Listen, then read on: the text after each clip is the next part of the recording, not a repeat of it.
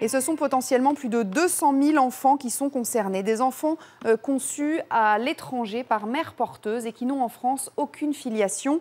La justice le leur refuse. La Cour européenne des droits de l'homme vient de condamner la France. Explication de Clémence Perron. Pour les époux Menson, c'est la fin d'un combat long de 14 années. Notre joie aujourd'hui, c'est qu'elles ne seront plus des fantômes de la République. Les filles ont disparu de l'état civil français après la décision de 2008. Et ça va finir.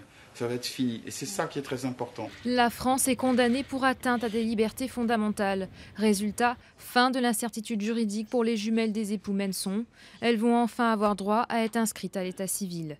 Mais la Cour européenne est formelle, pas question de juger la position de la France sur la gestation pour autrui, interdite dans le pays. La Cour européenne est parfaitement claire à cet égard. C'est un choix français et il n'y a aucune remise en cause de ce choix. En revanche, à partir du moment où un enfant est né, à partir du moment où il est né légalement et à partir du moment où il existe en France, la France doit lui accorder un statut. Nul doute que cet arrêt forcera la France à ouvrir le débat. L'Hexagone compterait plusieurs centaines d'enfants sans existence légale, à l'image des jumelles Menson. Mehdi Nemmouche veut se